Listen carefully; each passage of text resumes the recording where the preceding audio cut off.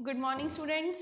पिछले लेक्चर में हमने इलेक्ट्रोस्टैटिक्स चैप्टर का कूलम्स लॉ करा था, जो हमें ये बताता था कि अगर हमारे पास कोई दो चार्जेस हैं और we have number of charges, वो चार्जेस एक दूसरे पे फोर्स लगाते हैं। वो जो फोर्स है दैट इज गिवन बाय, वो directly proportional the product of charges के and inversely proportional the square of the distance between the charges के। If this is Q1 and this is Q2 और R अगर इनके बीच का distance है, और अगर हम प्रोपोर्शनैलिटी के साइन और कांस्टेंट को भी कंसिडर कर लें तो हमारी फोर्स बनती थी 1/4 pi epsilon naught Q1 Q2 by R square.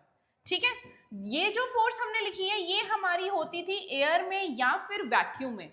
लेकिन अगर हमारे पास एयर के अलावा कोई मीडियम होता था तो इस एक्सप्रेशन में एप्सिलॉन नॉट का जो पार्ट है वो चेंज हो जाता था। ठीक है, ये जो एप्सिलॉन नॉट का पार्ट है ये चेंज हो जाता था।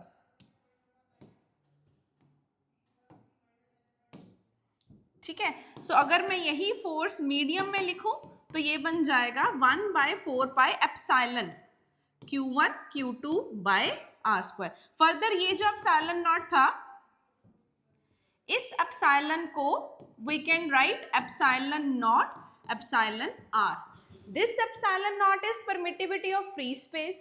This is permittivity of the medium. ये फिर से फ्री स्पेस आ गई और इसको हम बोलते थे relative permittivity. Relative permittivity of the medium. मतलब क्या है? मतलब है कि एयर के विद रिस्पेक्ट टू या वैक्यूम के विद रिस्पेक्ट टू उस मीडियम की कितनी परमिटिविटी है, तो रिलेटिव परमिटिविटी। और इसी टर्म को we can also call it dielectric constant.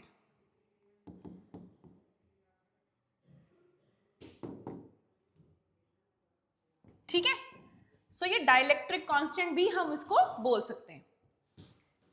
सो आज वाली क्लास में एक तो हमने इसी लॉ को वेक्टर फॉर्म में करना है कि हम यही एक्सप्रेशन, अभी क्या है ना, force is a vector quantity. ये जो हम बात कर रहे थे ये हम कर रहे थे सिर्फ मैग्नीट्यूड की, कि वो जो फोर्स है वो मैग्नीट्यूड में कैसी होगी। चार्जेस पे डिपेंड करती है, सेंटर टू सेंटर डिस्टेंस पे डिपेंड करती है, मीडियम पे डिपेंड करती है, राइट। ठीक है, आज हमने बात करनी है इसी फोर्स की डायरेक्शन कैसे पता चलेगी।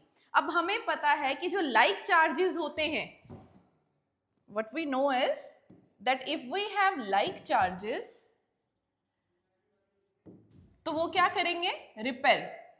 और अगर हमारे पास अनलाइक चार्जेस हैं वो करेंगे अट्रैक्ट। ठीक है, अब इस चीज को ध्यान में रखकर हमने उस फोर्स की डायरेक्शन के बारे में देखना है। ठीक है, मान लो ये दो चार्जेस है, अगर ये दोनों लाइक हैं तो ये वाला चार्ज जब इस पे फोर्स लगाएगा तो इसको रिपेल करेगा, दूर भगाएगा अपने आप से। और अगर ये अनलाइक है तो एक दूसरे को अट्रैक्ट करेंगे। ठीक है, तो यही चीज हमने आज देखनी है Coulomb's law in vector form में। वेक्टर फॉर्म में हम डायरेक्शन को भी ध्यान में रखेंगे। ठीक है, Coulomb's law in vector form. पिछले लेक्चर में हमने सिर्फ मैग्नीट्यूड बेस्ड बात करी है, आज हम मैग्नीट्यूड और डायरेक्शन दोनों के बारे में बात करेंगे। सो कंसिडर कर लेते हैं, लेट अस कंसिडर हमने दो चार्जेस लिए Q1 एंड Q2 और इनके बीच का जो डिस्टेंस है वो है लेट्स से R। ठीक है, अब मान लो कि हमने जो कंसिडरेशन करी है, हमने जो कंसिडर करा है, हमने लाइक चार्जेस कंसिडर करे। लाइक चार्जेस मतलब हमने जो फोर्स लगानी है या जो देखनी है वो क्या करेगी, like charges repel each other, repel करेगी। ठीक है, so if we have this charge तो हम टर्म्स डिफाइन कर लेते हैं। एक तो हम डायरेक्शन डिफाइन करेंगे वेक्टर फॉर्म में या वेक्टर्स में। डायरेक्शन को बताने के लिए वी हैव यूनिट वेक्टर। ठीक है, तो हम यहाँ पे यूनिट वेक्टर डिफाइन करते हैं। एक यूनिट वेक्टर हम डिफाइन करते हैं 1 से 2 की तरफ जाने वाला, उसको हम बोल देते हैं R12। यूनिट वेक्टर का मतलब ऊपर क्या। और एक यूनिट वेक्टर 2 से 1 की तरफ आने वाला उसको हम बोल देते हैं R21 कैप। तो यहां लिख लेते हैं R12 कैप हमें क्या बताता है, it represents unit vector from Q1 to Q2।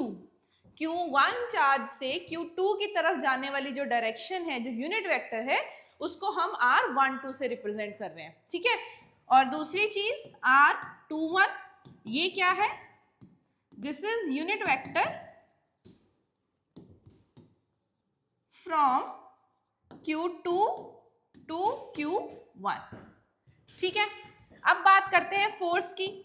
Force F12 vector के साथ, मतलब कंप्लीट इंफॉर्मेशन मैग्नीट्यूड की भी और डायरेक्शन की भी।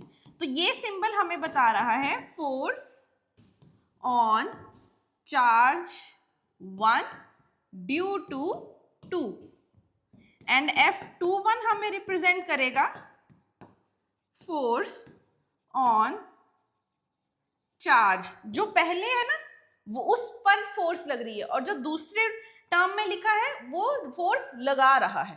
तो force on charge 2 due to 1, ठीक है।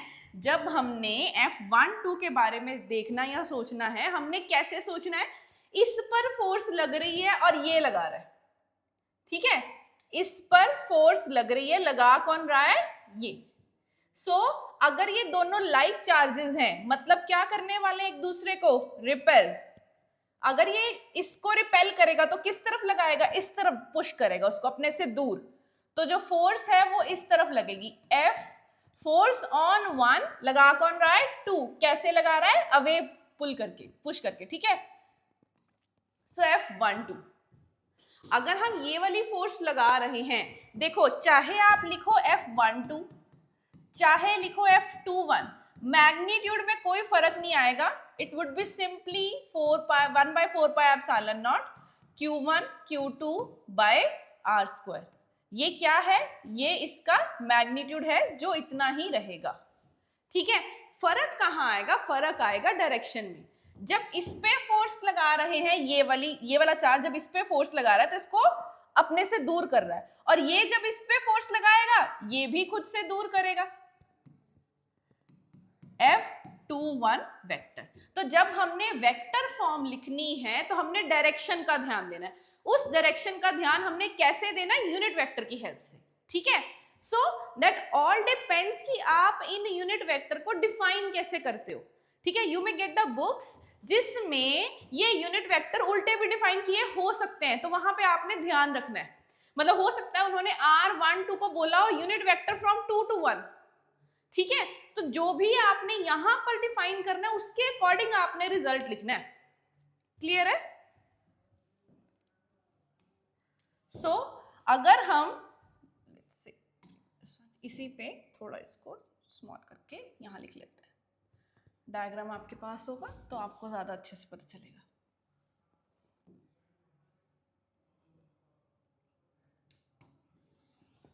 देखिए अब मैं लिखने वाली हूं force on 1 due to 2 with direction.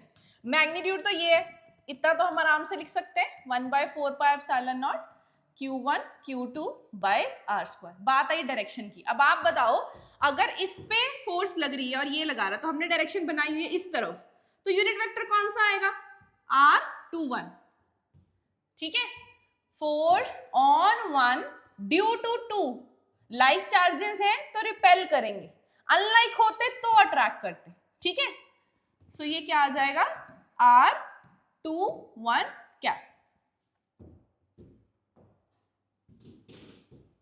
Clear हो गया? सिमिलरली आप F21 भी लिख सकते हो, 1/4πε0 Q1 Q2 R²। और यहां पे डायरेक्शन देखिए क्या आएगी। अब बात कर रहे हैं फोर्स ऑन 2 ड्यू टू 1। 2 पर कैसे फोर्स लगा रहा है, इसको रिपेल कर रहा है, दूर भगा रहा है, तो इस तरफ फोर्स लग रही है, इस तरफ, ये वाली फोर्स। अगर इस तरफ है तो डायरेक्शन कौन सी आएगी, R12 वाली, ठीक है जी। So this is how we can write force with magnitude as well as direction.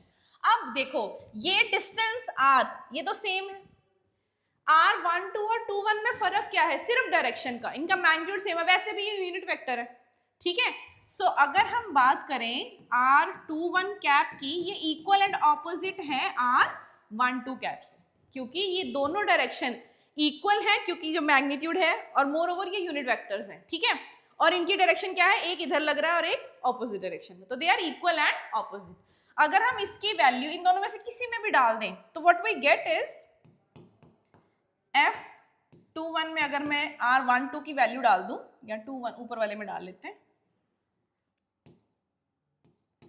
F12 vector is 1/4 pi epsilon naught Q1 Q2 by R square. अब R21 की जगह पर हम क्या लिख देंगे? माइनस R12 कैप, ठीक है।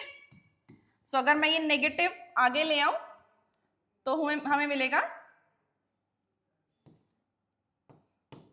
F12 vector is minus of 1/4 pi epsilon naught Q1 Q2 by R square R12 cap. और ये किससे मैच कर रहा है? देखो ये जो सारी चीज है, क्या ये इससे मिल रही है? यस तो हम इस पूरी चीज को क्या लिख सकते हैं? F21। सो यहां से हमें क्या पता चल गया? हमें मिल गया that F12 vector is minus of F21 vector. मतलब कि दो चार्जेस एक दूसरे पर इक्वल एंड ऑपोजिट फोर्सेस लगा रही हैं। एक तो ये चीज पता चली, क्या पता चला? Charges exert equal and opposite force on each other।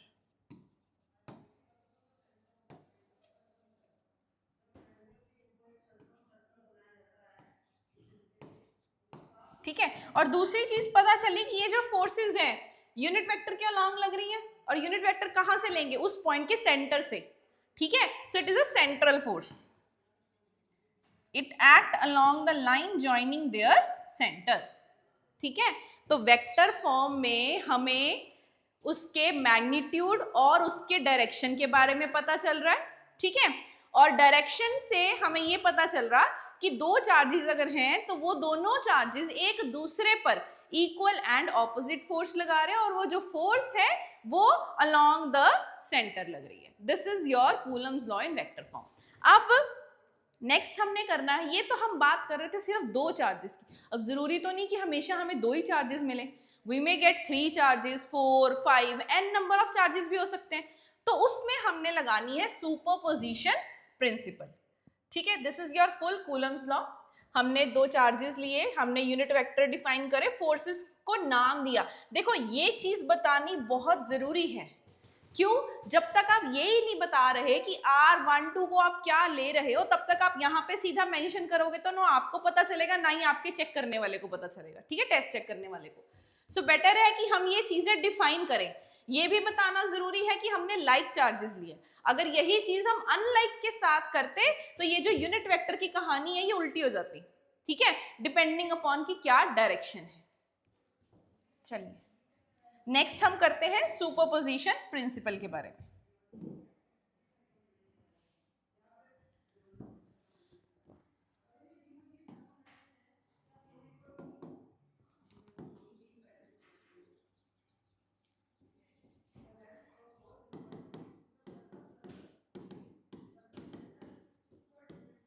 Superposition principle क्या कहती है?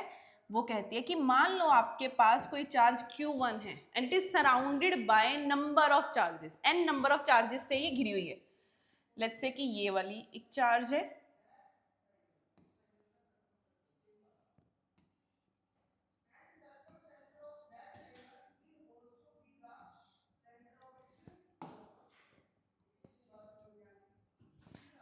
Q2, Q3, Q4 and Qn charge. और ये जो डिस्टेंस है ये हो जाएगा आपका R12, R13, R14,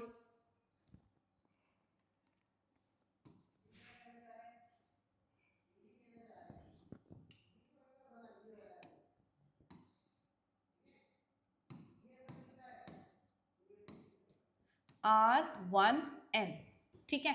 अब दो चीजें डिफाइन करनी है, एक तो यूनिट वेक्टर्स और एक फोर्स की डायरेक्शन। अब देखिए फोर्स 1 पर देखनी है, अगर n 1, और ये सारे लाइक चार्जेस हैं। कैसे चार्जेस हैं? सारे लाइक चार्जेस। लाइक हैं तो क्या करेंगे? एक दूसरे को रिपेल। ये वाला चार्ज, ये चलो पहले 2 से स्टार्ट करते हैं। 2 वाला चार्ज जब 1 को रिपेल करेगा तो इस तरफ पुश करेगा, इस तरफ, ठीक है। So this is the direction of force, force on 1 due to n। Clear हुआ? Force on 1 due to n। ये जब इस पे फोर्स लगाएगा ये भी इस तरफ पुश करेगा, फोर्स ऑन 1 ड्यू टू, ये सॉरी 2 था, ये ड्यू टू 3, ये इसको रिपेल करेगा। 4 भी इसको रिपेल करेगा, फोर्स ऑन 1 ड्यू टू 4। ये जो मैं वेक्टर साइन बना रही हूँ, ये जो हम एरो बना रहे हैं, ये सिर्फ हम डायरेक्शन बता रहे हैं, ठीक है। मैग्नीट्यूड उनका वही रहेगा Q1 Q2 by r square करके, आगे 1/4πε0 लिख देंगे, ठीक है। ये सिर्फ डायरेक्शन बता रहा है कि अगर लाइक चार्जेस हैं तो वो रिपेल करेंगे। n अगर यहाँ है तो ये भी इसको रिपेल करेगा, force on 1 due to n, ठीक है। सो यहाँ पे we will write what is the meaning of F12, F13 and F1n। 3 terms को डिफाइन कर लेंगे। और यहीं पे हमें पोजीशन वेक्टर भी देखना पड़ेगा, R1n, R12 cap, R13 cap, R1n cap, ठीक है। So what is R12? 1 से 2 वाली डायरेक्शन, ये वाली डायरेक्शन है, बट आप देख रहे हो फोर्स इसके ऑपोजिट डायरेक्शन में, ठीक है। So you may right R21, आप वो भी डिफाइन कर सकते हो, ठीक है। That all depends on you कि आपने बताया कैसे है उस चीज को, आप कौन सी डायरेक्शन से बता रहे हो, ठीक है। सो ये भी लिख लेते हैं और R21 भी लिख लेंगे। That is unit vector from 1 to 2, unit vector from 1 to 3,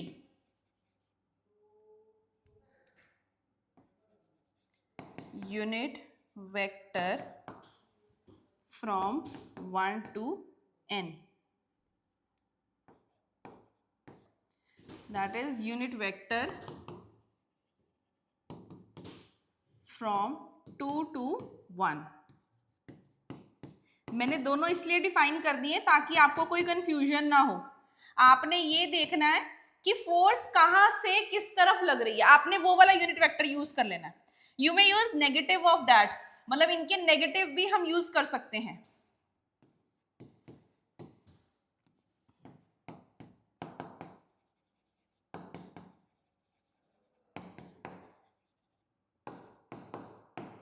ठीक है।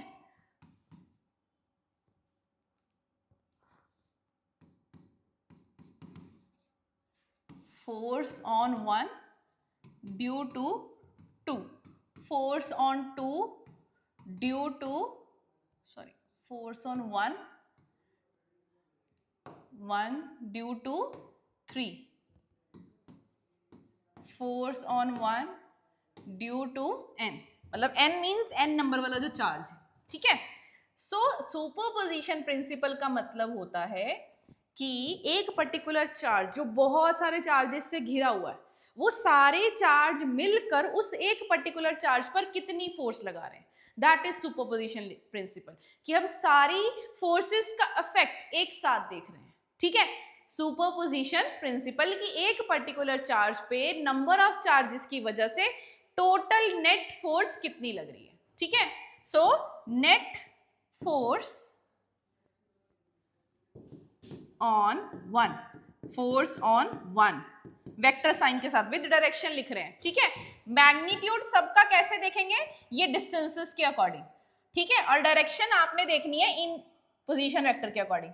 सो I will not using any negative sign, I will use the positive ones, ठीक है।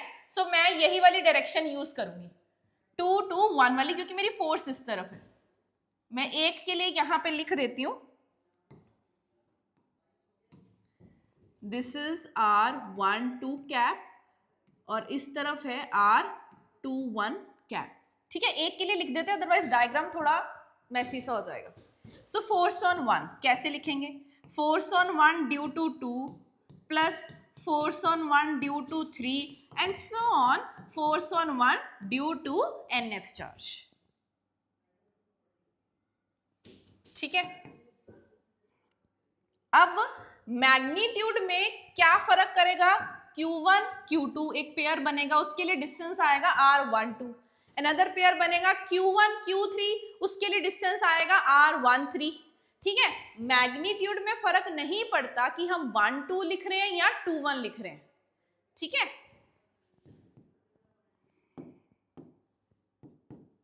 सो ये बन जाएगा 1/4 पाई एप्सिलॉन नॉट। Q1 और 2 चार्ज है ना, तो Q1 Q2 R12 square. Direction R12 की डायरेक्शन किस तरफ है? इस तरफ, और इस तरफ कौन सा यूनिट वेक्टर आ रहा है? R21। You may right minus of R12, ये भी लिख सकते हैं हम। ठीक है,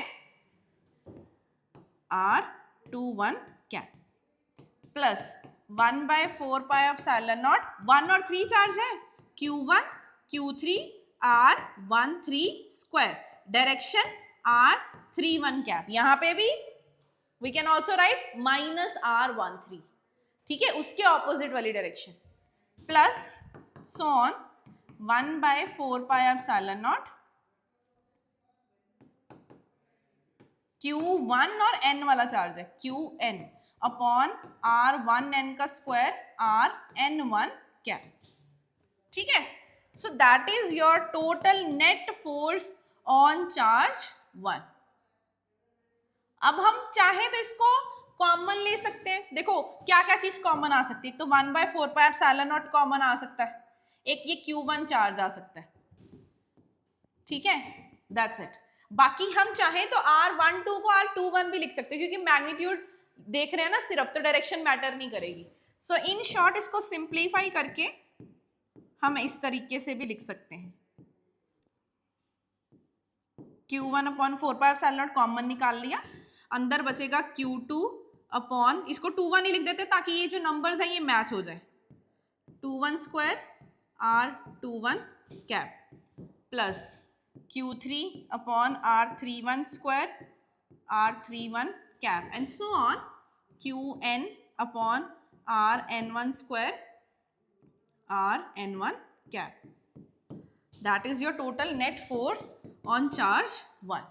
यही फोर्स आप 2 पर भी देख सकते हो, 3 पर भी देख सकते हो, आपने बस यहाँ वाले जो नंबर्स हैं और उनकी डायरेक्शंस हैं उनको चेंज करना है। ठीक है, so this is superposition principle. ये हम न्यूमेरिकल्स में भी अप्लाई करेंगे कि कोई एक पर्टिकुलर चार्ज पे जब हमें नेट फोर्स देखनी होगी तो उसके सराउंडिंग में जितने भी चार्जेस होंगे हम सबका इफेक्ट देखेंगे। ठीक है, सो अभी हमने एक तो कूलम्स लॉ करा वेक्टर फॉर्म में, मतलब उसके मैग्नीट्यूड के साथ उसकी डायरेक्शन भी देखी। दूसरी चीज हमने करी सुपरपोजिशन प्रिंसिपल, और पिछले लेक्चर में हमने कूलम्स लॉ करा था। तो अभी हम क्या करेंगे, इतने से टॉपिक्स से रिलेटेड जो न्यूमेरिकल्स बनते हैं हम उनको ट्राई करेंगे। ठीक है जी,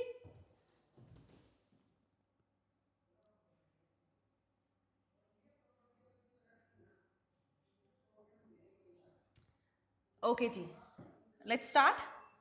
फर्स्ट न्यूमेरिकल है हमारे पास, Coulomb's law is valid for only point charges, both point and distributed charges, only distributed charges, neither distributed, no point charges। ठीक है, तो हमें पता है, हमने जब स्टार्टिंग ही करी थी तो हमने पहले यही सीखा था कि पॉइंट चार्जेस क्या होते हैं, क्योंकि जो कूलम्स लॉ है ये सिर्फ पॉइंट चार्जेस पे ही एप्लीकेबल होता है। ठीक है, तो इसका आंसर क्या आएगा? A, only point charges, point charges पे एप्लीकेबल होता है कूलम्स लॉ। पॉइंट चार्जेस होते क्या है? ऐसे चार्जेस जिनका जो साइज है वो स्मॉल है as compared to the distance between them, ऐसे चार्जेस को हम पॉइंट चार्जेस कहते हैं। नेक्स्ट है हमारे पास व्हाट इज द परमिटिविटी, मतलब किसके बारे में बात कर रहे हैं?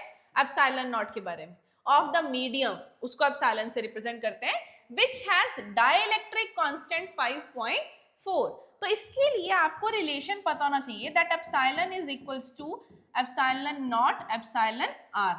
एप्सिलॉन नॉट की वैल्यू आपको पता है 8.8514, आप स्मॉल में भी लिख सकते हैं 8.85 इंटू 10⁻⁻12 इंटू 5.4। तो इसको कैलकुलेट करके जो भी आपका आंसर आएगा वो हम यहां पे मार्क कर देंगे, ठीक है।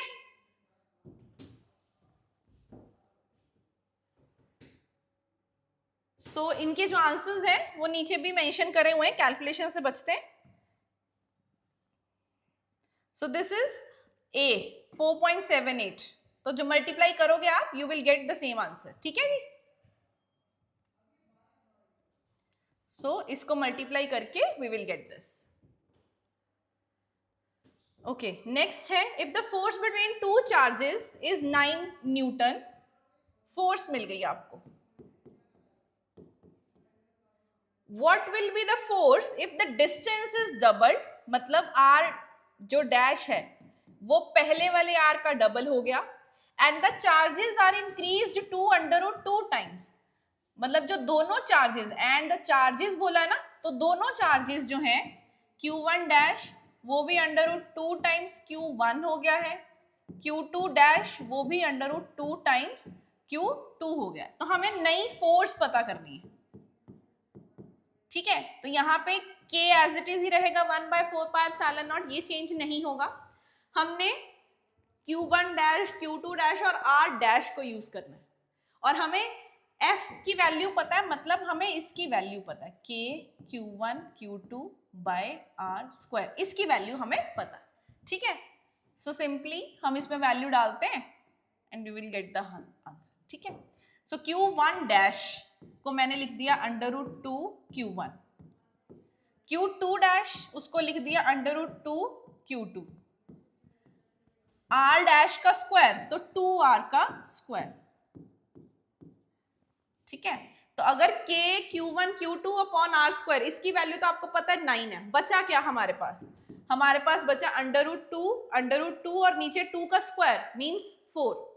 सो √2 इंटू √2 कितना हो गया 2, और नीचे 2 का स्क्वायर कितना हो गया 4, और जो हमारे पास वैल्यू बची है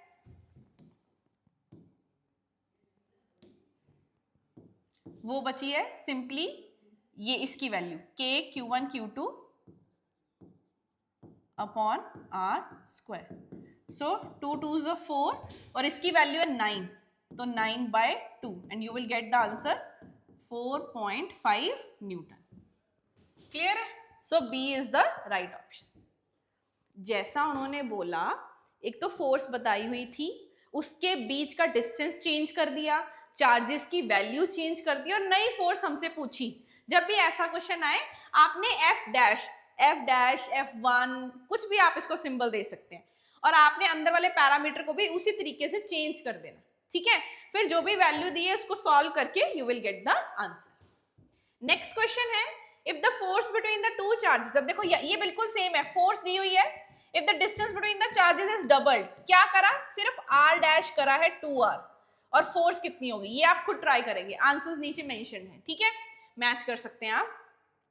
determine the electrostatic force between the two charges of magnitude 2 coulomb -1 coulomb separated by distance 1 metre in air, मतलब आपको Q1 भी दिया हुआ है 2 कूलम, Q2 भी दिया हुआ है -1 कूलम, और डिस्टेंस भी दिया हुआ है 1 मीटर। तो आपने सिंपली फॉर्मूला में पुट करना है, K की वैल्यू आपने याद रखनी है, K इज 9 इंटू 10⁻⁹।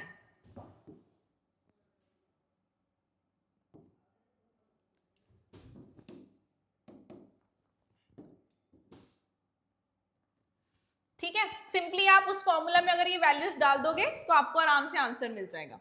नेक्स्ट है, लेट्स वेट,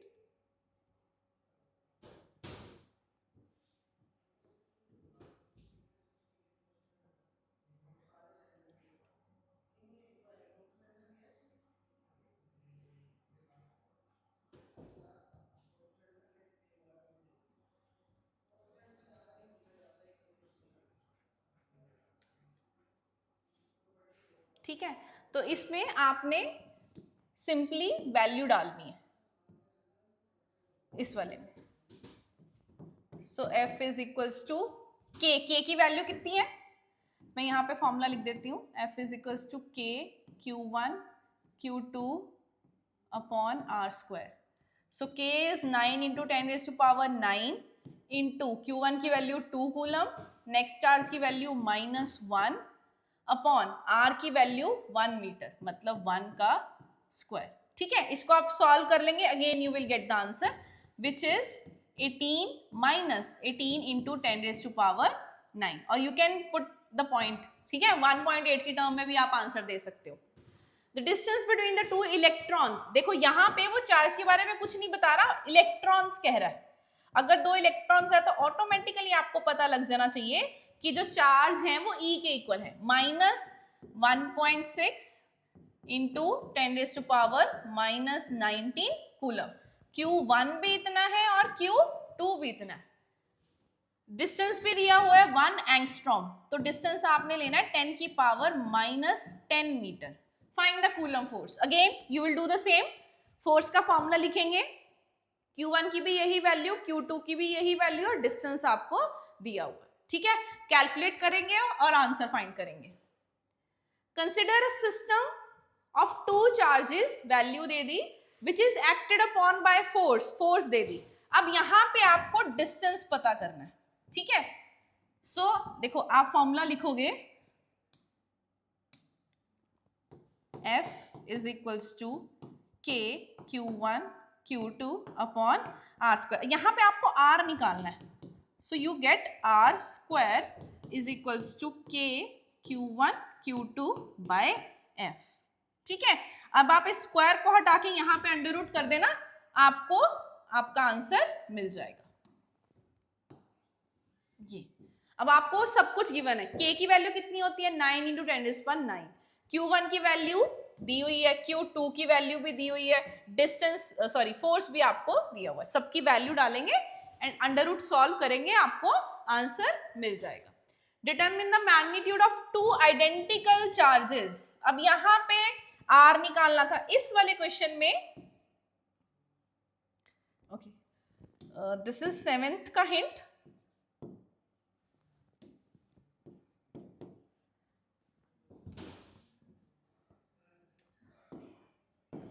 एट्थ में आपको चार्जेस निकालने हैं जो सेम है, आइडेंटिकल चार्जेस हैं, मतलब Q1 is equals to Q2 is equals to Q, तो फॉर्मूला बन जाएगा F is equals to K Q square by R square. तो ये Q की वैल्यू आपने निकाल लेनी है, जो आपके पास बन जाएगी F R square by K under root. ठीक है, अब यहाँ पे अगेन देखिए आपके पास F भी है, फोर्स है, डिस्टेंस है एंड K की वैल्यू आपको पता होता है 9 इंटू 10⁻⁹। ये वैल्यू डाल के आपने सॉल्व कर लेना। ठीक है, नेक्स्ट है हमारे पास 9th एंड 10th क्वेश्चन। तो आपने क्या करना है 8th तक क्वेश्चन आपने ट्राई करके रखने हैं। ये जो नेक्स्ट क्वेश्चंस है मैं आपको नेक्स्ट क्लास में इसका हिंट दूंगी या मैं ये आपको करवाऊंगी। ठीक है, ये थोड़े से कॉम्प्लिकेटेड है, दीज आर द आंसर्स। ठीक है, 9 क्वेश्चन तक ये आंसर्स हैं, आप नोट कर सकते हैं, और जिन क्वेश्चंस के मैंने आपको हिंट दिए हैं वो आपने कंप्लीट करके इनके आंसर्स मैच कर लेने। ठीक है जी, चलिए that's it for today's class. बाकी हम नेक्स्ट क्लास में जो 2 क्वेश्चंस रह गए हैं वो करेंगे, 2 to 3 क्वेश्चंस, और नेक्स्ट टॉपिक और करेंगे इलेक्ट्रिक फील्ड। ठीक है, थैंक यू।